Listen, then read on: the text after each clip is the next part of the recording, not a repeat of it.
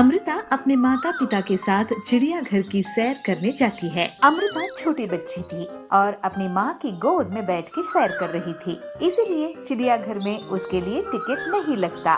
उसकी मम्मी खुद के लिए और उनकी पापा के लिए टिकट लेने गई। भैया 2 टिकट देना। तो अमृता पूछती है, मम्मी मेरे लिए टिकट नहीं लोगे? तो मम्मी कहती है, अरे बच्चे तुम तो छोटे हो, इसलिए तुम्हें कोई टिकट नहीं लगेगा। ऐसे कहते हुए तीनों चिड़ियाघर में जाते हैं। अमृता ने चिड़ियाघर में देखा कि अंदर एक तालाब है, उसमें ढेर सारे बतख और बगुला तैर रहे हैं। उसे बहुत अच्छा लगा तो अमृता बतख को पूछती है, अरे बतख मेरी सहेली बनोगी? मुझे भी पानी में तैरना बहुत अच्छा लगता है, क्या तुम मुझे सिखाओगी? तो उसको उत्तर में बतख क्वक क्वक क्वक क्वक क्वक क्वक करते हुए हंसता है। उसके बाद अमृता ने देखा कि एक बंदर बैठा है, वह छोटे छोटे बंदरों को खिला रहा है और उसके पीछे पीछे छोटे छोटे बंदर भाग रहे हैं। तो अमृता मम्मी को पूछती है, अरे माँ मुझे खाना खिलाने के लिए आप मेरे पीछे भागते हो, मगर बंदर को देखो, माँ आगे भाग रही है और बाकी बंदर पीछे। ऐसे कहते हुए जोर से हंसती है और उसकी माँ भी उसकी खुशी देखे उसकी खुशी में शामिल होती है। हाँ हाँ बच्चू, तुम भी तो बंदर से कम हो क्या? तुम मेरी प्यारी सी छोटी बंदर हो, ऐसे बोलती है। अमृता मम्मी पापा के साथ आगे जाते जाते देखती है एक भालू। उसके बाद लंबी गर्दन वाली एक जिराफ को देखा और ढेर सारे शेर को भी देखा। शेर बहुत जोरों से गरज रहा था। छोटे छोटे बच्चे उसको देखकर डर रहे थे। अरे माँ ये इतना क्यों गरज रहा है? मुझे भी डर लग रहा है। नहीं नहीं बेटे, ऐसे डरते नहीं हैं। शेर खामखा किसी के ऊपर हमला नहीं करेगा। अगर उसको भूख लगी है तो सिर्फ भूख मिटाने के लिए ही वो शिकार करता है। ये तो पिंजरे में है ना, तो डर किस बात की? तो अमृता बहुत खुश हुई और नजदीक से शेर को देख के तालियां बजाने लगी। फिर अमृता ने देखा एक हाथी का झुंड और उसके छोटे छोटे बच्चे भी वहाँ पर थे। वह आपस में खेल रहे थे और इस तमाशे को वहाँ के सारे बच्चे देखते हुए मंत्रमुग्ध हो गए थे।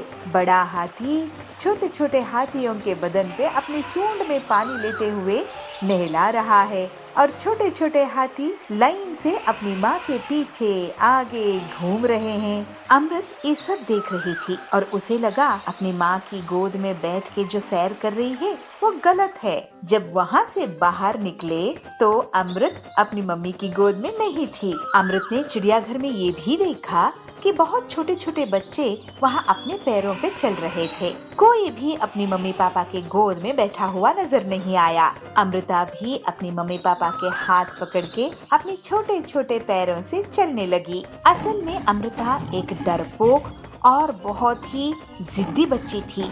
उसकी जिद को कम करने और डर को भगाने के लिए ही अमृत के मम्मी पापा उसे चिड़ियाघर ले आए थे। अमृता खुद अपनी प्रेरणा से बिना गोद में बैठे चलते हुए देख के उसकी मम्मी पापा को बहुत खुशी हुई। इतना ही नहीं, अमृता चिड़ियाघर में रेलगाड़ी में भी सैर किया और ऊंट की सवारी भी की। सदैव बच्चे अनुकरण से सीखते हैं। बच्चों के मन के विकास के लिए उन्हें दुनिया का रूप दिखाना जरूरी होता है। सुंदर वन में पीलू चिड़िया अपने पति बबलू के साथ रहती थी। आइसक्रीम की दुकान चलाते थे। वे लोग आइसक्रीम घर पे ही बनाते थे और 1 रुपए में आइसक्रीम बेचा करते थे। आइसक्रीम की कीमत कम होने के कारण उनकी आइसक्रीम बहुत बिकती थी। दिन भर उनकी दुकान पर पक्षियों की लाइन लगी रहती थी। एक बच्चा ग्राहक उनकी दुकान पर आके कहता है, पीलू आंटी ये लो 2 रुपए, मुझे 2 आइसक्रीम देना। ये लो बेटा। तभी वहाँ पर हरिया काका पहुँचता है। वो कहता है, पीलू बेटा मुझे 10 आइसक्रीम देना, मेरे बच्चे बहुत जिद कर रहे हैं आइसक्रीम खाने की, और हाँ एकदम ठंडी ठंडी देना। पीलू कहती है, हाँ हाँ हरिया काका, सभी आइसक्रीम एकदम ठंडी हैं। फिर पीलू 10 रुपए की 10 आइसक्रीम हरिया काका को देती है। इस तरह पीलू चिड़िया कम पैसे में ज्यादा आइसक्रीम बेचकर ज्यादा मुनाफा कमा रही थी। पीलू चिड़िया की दुकान के ठीक सामने कालू कौवा भी आइसक्रीम बेचा करता था। कालू बहुत महंगी आइसक्रीम बेचता था। इस वजह से जंगल के पक्षी उसकी दुकान में जाने से कतराते थे। बबलू और पीलू की दुकान पर भीड़ लगी देखकर कालू कौवा बहुत जलता था। एक दिन वो अपनी पत्नी सुंदरी कौवी से कहता है, वो देख सुंदरी, दिन भर बबलू और पीलू की दुकान पर पक्षियों की लाइन लगी रहती है और हमारी दुकान की तरफ कोई देखता भी नहीं है। जब से इन लोगों ने 1 रुपए की आइसक्रीम बेचनी शुरू की है, हम लोगों का धंधा तो एकदम चौपट ही हो गया है। कुछ समझ नहीं आता है कैसे अपनी दुकान पर पक्षियों को बुलाऊं। सुंदरी कहती है, तुम क्यों बेकार में चिंता करके अपना खून जला रहे हो? मेरी मानो तो तुम भी 1 रुपए वाली आइसक्रीम बेचना शुरू कर दो। लेकिन सुंदरी, हमें आइसक्रीम बनाना कहाँ आता है? सुंदरी कहती है, अरे जी, तुम शहर से केमिकल वाली आइसक्रीम ले आए ना। हम 1 रुपए में 2 आइसक्रीम बेचा करेंगे। इतनी सस्ती आइसक्रीम बेचेंगे तो जंगल के सारे पक्षी हमारी दुकान में आएंगे। अगले दिन कालू कौवा शहर में जाकर केमिकल से बनी हुई आइसक्रीम का एक बड़ा सा डब्बा लेकर आता है और दूसरे दिन से वो अपनी दुकान में उसे बेचने लगता है। आइसक्रीम ले लो, आइसक्रीम, रंग बिरंगी आइसक्रीम, 1 रुपए में कई सारे फ्लेवर वाली आइसक्रीम। उसकी आवाज सुनकर बबली चिड़िया वहाँ पहुँचती है और कहती है, अरे कालू अंकल, क्या आप भी आज से 1 रुपए वाली आइसक्रीम बेच रहे हैं? कालू कहता है, हाँ बबली, मैं भी अब से 1 रुपए वाली आइसक्रीम बेचने लगा हूँ और मेरे पास बहुत सारे फ्लेवर्स हैं। तुम्हें कौन सा चाहिए?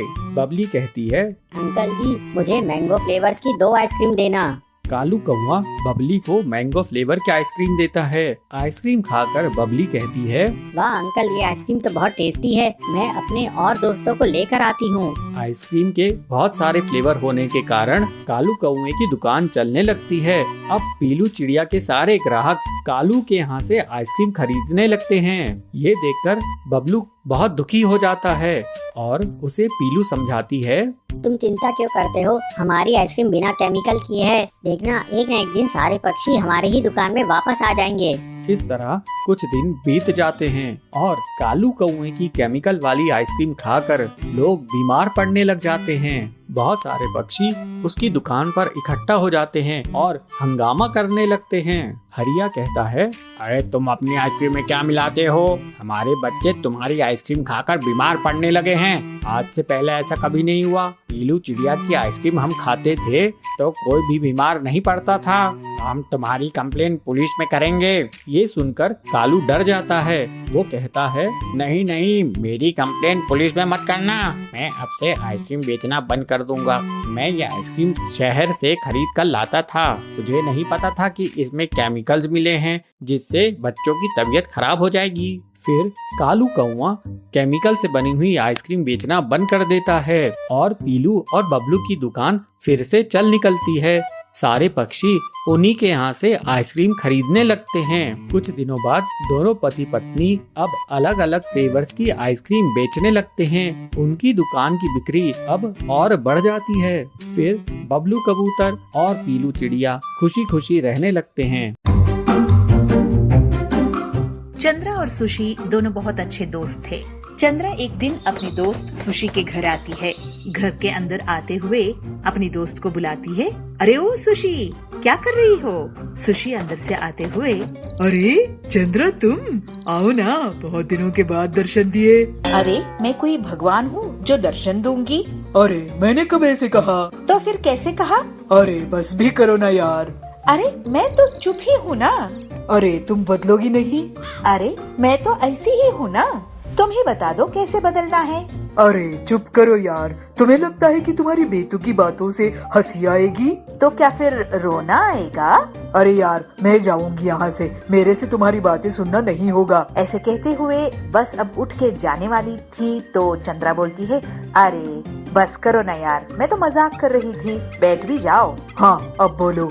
अरे क्या बोलूं? अरे घर में बैठ के बहुत बोर हो रही हूँ यार। बोर हो रही हो तो फिर मोटर उतार दो, पानी बाहर आएगा। क्या अब तुम शुरू कर दोगी? तो क्या समझी, सिर्फ तुम्हें ही डायलॉग मारने आता है? हमें भी आता है। तो फिर ठीक है, तुम भी डायलॉग मत मारो, मैं भी नहीं मारूंगी। मगर तो फिर क्या? ऐसे क्यों ज्ञाप दे रही हो? अरे ज्ञाप मैंने नहीं दिया यार, ज्ञाप आ गया। चलो कोई बात नहीं, ऐसे ही टहलते हुए जाके पॉन्ड में जाके फिशिंग करते हैं। क्या मछली पकड़ना तुम्हें आता है क्या? अरे वो क्या बड़ी ब्रह्म विद्या है? उसमें क्या बड़ी बात है, किनारे पे बैठ के पासा फेंक दिया तो हो गया। क्या फिशिंग इतनी इजी है? अरे धरती पे ऐसा कोई काम नहीं है जो नहीं कर सकते। ओ बस बस बस, फिल्म की डायलॉग नहीं चाहिए। अगर तुम्हें आता है तो फिर चलो। अरे मुझे भी नहीं आता है, मगर ट्राई तो कर सकते हैं ना। ठीक है चलो, मगर तुम मछली पकड़ के करोगी क्या? हाँ, मार्केट में जाके बेचूंगी। क्या तुम भी? चलो कोई बात नहीं, आप मसाला वसाला सब लेके आना, वहीं पे बैठ के हम मसाला उसको लगा के उसको फ्राई करके खा जाएंगे। अच्छा तो फिर चलो। ऐसे ही बात करते करते दोनों फांसे को लेके वहाँ से पॉन्ड के पास आते हैं। अरे चंद्रा, हमने फांसे तो लाए, मगर केंचुए कहाँ है? केंचुए? वो कहाँ से लाऊंगी? अरे केंचुए के बारे में पता नहीं है, मगर फिशिंग करना है। फिशिंग करना है तो केंचुए कहाँ मिलेंगे, वो पहले जानना है। अरे तुम बड़ी हो गई मगर अक्ल बिल्कुल नहीं है। फिशिंग करने के लिए केंचुए की बहुत जरूरी होती है। पहले फांसे में केंचुए को लटकाना है, फिर पानी में छोड़ना है। अरे वाह, तुम्हें तो बहुत कुछ पता है। हाँ, मुझे अब पता चला कि तुम्हें कुछ भी पता नहीं है। ठीक है चलो, वहाँ पे कीचड़ में जाके केंचुए मिलते हैं क्या पता लगाते हैं। ऐसे ही बात करते हुए नजदीक में जो कीचड़ था वहाँ पे केंचुए को ढूंढने निकलते हैं, तो वहाँ उनको कुत्ते की पिल्ले की भौंकने की आवाज सुनाई देती है। अरे सुशी, यहाँ पे कुत्ते की पिल्ले की भौंकने की आवाज आ रही है। बात तो सही है, मगर इस जंगल में कुत्ते की पिल्ले की आवाज कहाँ से आई? चलो देखते हैं। ऐसे ही ढूंढते ढूंढते एक पेड़ के नीचे जा पहुँचते हैं। दो कुत्ते की पिल्ले कीचड़ में बाहर आने के लिए ट्राई कर रहे हैं। उसको देखते हुए ही चंद्रा, अरे कुत्ते की पिल्ले की हालत तो देखो, कीचड़ में फंस गए हैं। चलो उनको बाहर निकालते हैं। दोनों जाते हैं और कुत्ते की पिल्ले को बाहर निकाल के अच्छे से पानी से धो के उनको साफ करते हैं। उन दोनों को पेड़ के नीचे बिठा के उनके सामने बैठ के सोचते हैं, अरे शायद इनकी माँ खाना ढूंढते हुए कहीं गई होगी। हाँ, यहाँ पे इनको कोई शेल्टर भी नहीं है। हाँ, मुझे भी वही लग रहा है कि इनकी घर भी नहीं है यहाँ। चलो हम दोनों मिलके इनके लिए घर बनाते हैं। बहुत अच्छी सोच है, चलो बनाते हैं। कहते हुए वहाँ पे मिट्टी, पत्थर, लकड़ी सब ढूंढ के तैयार करते हैं। उस छोटे से घर में उन दोनों बच्चों को बिठाते हैं। वो दोनों कुत्ते की पिल्ले इनकी तरफ बहुत प्यार से देख रहे हैं। अरे तुम दोनों को भूख लगी है? हाँ, बहुत भूख लगी है। हमारी माँ खाना ढूंढने के लिए बाहर गई है।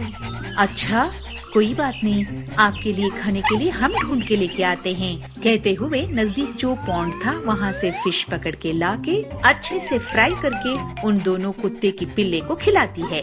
बहुत बहुत धन्यवाद माता जी। आपकी पेट भर गया ना, हमारे लिए उतना ही काफी है। अरे हम इधर आके कितनी देर हो गई, इनकी माँ तो अभी तक नहीं आई। मैं भी वही सोच रही हूँ, अब तक क्यों नहीं आई। चलो आसपास हम ढूंढ के आते हैं। कहते हुए आसपास में ढूंढते हैं। उन कुत्तों की माँ कहीं नजर नहीं आती। हताश होके फिर उन कुत्तों के पास आके, अरे तुम्हारी माँ तो कहीं नजर नहीं आ रही है, कहाँ गई है, उसे क्या हुआ है, किसे पता। उनकी बात सुन के दोनों कुत्ते के पिल्ले रोने लगते हैं। माता जी, हमारी माँ को ढूंढ के दो ना, आपकी बहुत मेहरबानी होगी। कहते हुए दोनों जोर जोर से रोने लगते हैं। उन्हें रोते हुए देख के चंद्रा कहती है, अरे रो मत, आपकी माँ को हम ढूंढेंगे। चंद्रा के पास एक मैजिक जीनी रहता है, तो उसको बाहर निकाल के उस जीनी से पूछती है, उन कुत्तों की पिल्लों की माँ कहाँ है। अपने आका की बात मानते हुए उन कुत्तों की माँ कहाँ है वो ढूंढ निकालती है। उन पिल्लों की माँ को दो बच्चे रुला रहे हैं। उसकी पूंछ को खींचते हुए, उसको पत्थर से मारते हुए उसको तकलीफ पहुँचा रहे हैं। उसको देखते हुए चंद्रा कहती है, अरे इन पिल्लों की माँ को कोई रुला रहा है, तकलीफ दे रहा है, उसको तो मार ही देंगे। चलो चलो पहले उसको बचाते हैं। कहते हुए उन पिल्लों की माँ के पास आके उन दोनों बच्चों को डांट डपट के, अरे पागल बच्चों, थोड़ी सी भी अकल है? बेजुबा जानवर को मारने की आपके दिल में ख्याल कैसे आई? जरा भी आपको डर नहीं है? अब के बार इस कुत्ते के बारे में आपने ये सोचा तो हाथ तोड़ दूंगी। चलो भागो यहाँ से। कहते हुए उन दोनों बच्चों को वहाँ से भगा के उस कुत्ते को ले आके उनकी पिल्लों के पास छोड़ देते हैं। ये लो, तुम्हारी माँ आ गई। माँ को देखते ही दोनों पिल्लों ने दौड़ के आके अपनी माँ को गले लगा के खेलते रोते हंस रहे हैं। उस दृश्य को देखते हुए चंद्रा और सुशी की आंखों में भी पानी भर आता है। चलो अब हम चलते हैं, कहते हुए पीछे मुड़ के देखते आगे चल पड़े। तभी चंद्रा को लगता है कि अपने दुपट्टा कोई खींच रहा है। पीछे मुड़ के देखती है तो उसको आश्चर्य होता है। दोनों कुत्ते के पिल्ले चंद्रा की दुपट्टा को खींच रहे हैं। तब प्यार से चंद्रा उनके पास जाके, अरे तुम्हारी माँ तो आ गई है ना, अब डरने की कोई बात नहीं है, कहते हुए वहाँ से निकल पड़ती है। बहुत दूर तक कुत्तों की पिल्लों ने चंद्रा को ही देख रहे थे। सुशी भी चंद्रा को देख रही थी। अरे ऐसे क्यों देख रही हो? अरे चंद्रा, मैं तो तुम्हें बातूनी चुलबुली ही समझती थी, मगर तुम्हारी दिल में भी इतनी दया कृपा है, ये मुझे अभी पता चला। मेरी दोस्त है, इसके लिए मुझे बहुत गर्व होता है। कहते हुए दोनों हंसते खेलते घर पहुँचते। राजकुमार सिद्धार्थ गौतम बुद्ध बनने के बाद लोक संचार के लिए निकल पड़ते हैं और जगह जगह घूमकर लोगों को उपदेश दिया करते हैं और अच्छे विचारों को बांटा करते थे। वे लोगों के जीवन के दुखों को दूर किया करते थे और उनकी बातों को सुनकर लोग बहुत खुश भी हो जाया करते थे। इसलिए लोग उन्हें बहुत पसंद भी करते थे। लेकिन कुछ ऐसे भी लोग थे जो गौतम बुद्ध से ईर्ष्या करते थे। एक बार गौतम बुद्ध अपने शिष्यों के साथ भ्रमण कर रहे थे कि तभी एक व्यक्ति उनके पास आया और उन्हें उल्टा सीधा गालियां देने लगा और उन्हें ढोंगी बताया। यह सब सुन लेने के बाद भी महात्मा बुद्ध ने कोई प्रतिक्रिया नहीं दी। वे शांत रहे और चुपचाप अपने उपदेश पे जुट गए।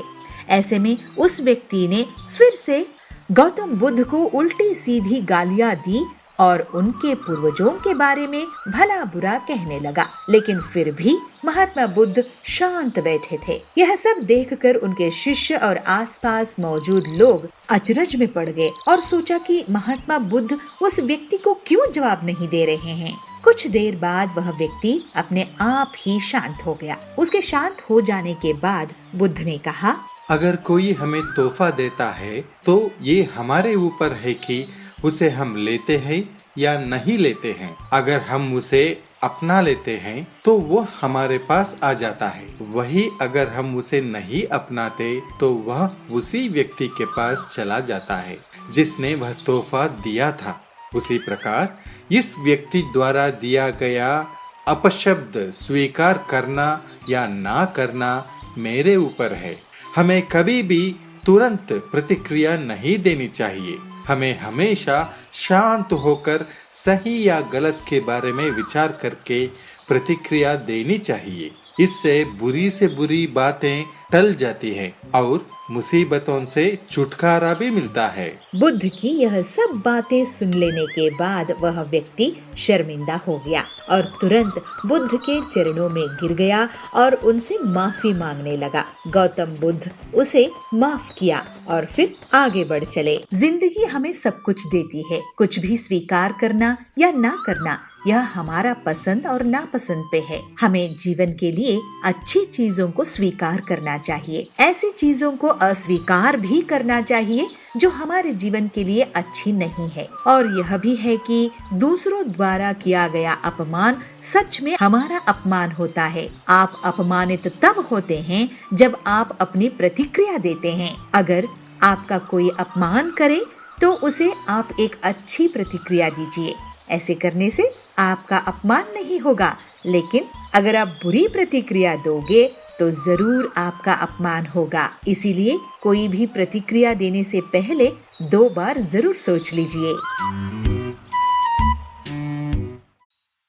पीलू चिड़िया को बचपन से ही खाना बनाने का बहुत शौक था। उसके पिताजी लोहे के औजार बनाने का काम करते थे। उसकी माँ सुंदरी उन औजारों को जंगल में बेच कर आती थी। पीलू चिड़िया उन दोनों की गोद ली हुई बेटी थी और वे लोग एक पेड़ की डाल में साथ साथ रहते थे। अरे पीलू, तूने सुबह से कुछ बनाई है कि नहीं? भूख से पेट जोर जोर से दुख रहा है। हाँ माँ, मैंने ये देखिए आज एक नई डिश बनाई है। अरे ये चावल में क्या डाल दी है तूने? ये बिरयानी है माँ, मैंने आज ही सीखी हूँ। एक बार टेस्ट करके तो देखिए। अरे पीलू बिटिया, तू खाने के अलावा कुछ और काम में भी ध्यान दिया कर। जब देखो कुछ न कुछ खाने का बनाती ही रहती है। 1-2 साल बाद तेरी शादी भी तो करनी है, कुछ घर के काम भी तो सीख ले। ओहो, अरे तू तो शर्मा गई। अच्छा चल जा, बाहर जा और भट्टी गरम कर, लोहा पीटना है। पीलू बहुत गुणवान बच्ची है, हमें उस पर गर्व है। वो कुछ न कुछ नया पकवान हमेशा बनाने की कोशिश करती है। लेकिन हम लोग इतने रईस नहीं हैं। अगर रोज रोज इतनी महंगी खाने की चीजें बनेंगी तो पैसे कैसे बचेंगे? चिंता क्यों करते हो जी? बच्ची का भाग्य है, उसके भाग्य में जो होगा वो उसे भगवान जरूर देंगे। मेरे बस की बात होती तो उसे 10वीं कराकर घर में नहीं बैठाता और आगे पढ़ाता। वैसे हमारी पीलू जिस घर में भी जाएगी उस घर को बहुत खुश रखेगी। बस एक अच्छा सा लड़का मिल जाए उसके लिए।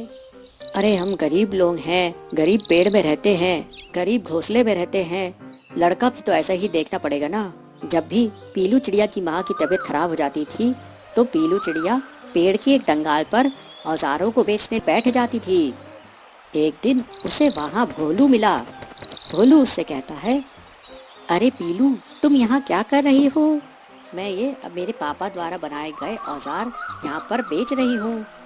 ये औजार क्यों बेच रही हो? ये हमारा पेशा है भोलू। तुम तो पढ़ने में इतनी अच्छी थी, फिर ये काम क्यों कर रही हो? मेरे पिताजी ने मुझे 10वीं पढ़ा दिए, वही हमारे लिए बड़ी बात है। वैसे भी लड़कियों की उतनी पढ़ाई कहाँ होती है, यही तो हमारी समस्या है। लड़कियों को ज्यादा पढ़ाते नहीं हैं। खैर ये बताओ तुम रहती कहाँ हो? यही पास में ही हमारा घोंसला है। वैसे तुम्हें किस बात का शौक है? मुझे खाना बनाने का बहुत शौक है। अरे तो तुम आलू के पराठे, पिज्जा, बिरयानी, जो भी तुम्हें खाना बनाना आता है वो बना कर बेचो। ये औजार क्यों बना के बेच रही हो? औजार के काम से तुम ज्यादा कमाने लगोगी। पीलू चिड़िया ये सुनकर बहुत खुश हो जाती है। कुछ दिन बाद जंगल में एक तूफान आता है।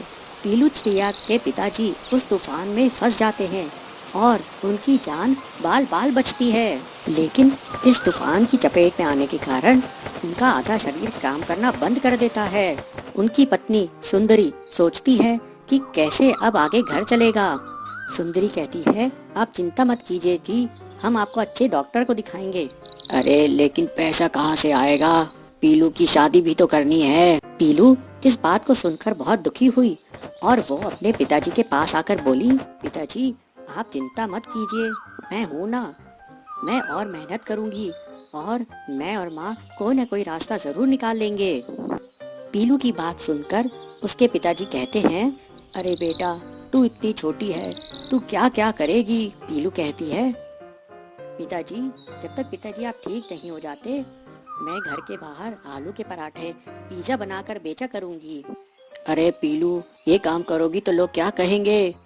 पीलू समझदारी से जवाब देती है, पिताजी जब मैं जंगल में औजार बेचती हूँ तब क्या कोई कुछ कहता है? हाँ में हाँ मिलाते हैं। अगले दिन पीलू भट्टी पर पिज्जा बनाती है और अपने माँ पिताजी को कहती है, माँ पिताजी ये पिज्जा एक बार खा के देखिए कैसा बना है।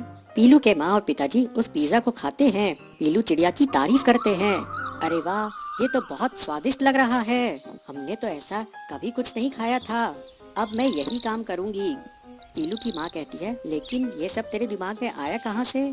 माँ मुझे ये सलाह भोलू ने दी। ये भोलू कौन है? माँ भोलू मेरे साथ स्कूल में पढ़ता था। इस तरह पीलू चिड़िया पिज्जा और आलू के पराठे बेचने लगी और जो भी पक्षी उसके यहाँ पिज्जा और आलू का पराठा खाता वो उसका फैन हो जाता। इस तरह से पीलू चिड़िया धीरे धीरे अपनी मेहनत से प्रसिद्ध होने लगी। दूर दूर से पक्षी पीलू चिड़िया के पास पिज्जा और पराठा खाने आने लगे और उसके पास काफी पैसा जमा हो गया। फिर एक दिन पीलू चिड़िया अपने पिताजी को लेकर बड़े डॉक्टर के पास जाती है। डॉक्टर कहता है, इनका इलाज तो हो जाएगा लेकिन बहुत खर्चा आएगा, महंगी दवाइयाँ लगेंगी। कोई बात नहीं डॉक्टर जी, जितना भी पैसा लगे आप मेरे पिताजी को ठीक कर दीजिए। वाह पीलू, तेरे खाने से तो हमारी किस्मत ही बदल गई। अब तू और अब बड़ी दुकान खोल। जैसे जैसे पीलू की आमदनी बढ़ने लगी, पीलू और उसके परिवार का रहन सहन भी बदल गया। पीलू अब एक नए घोंसले में रहती थी। एक दिन भोलू उससे मिलने आता है। भोलू को पीलू का परिवार पसंद करता है और इस तरह से पीलू और भोलू की शादी हो जाती है।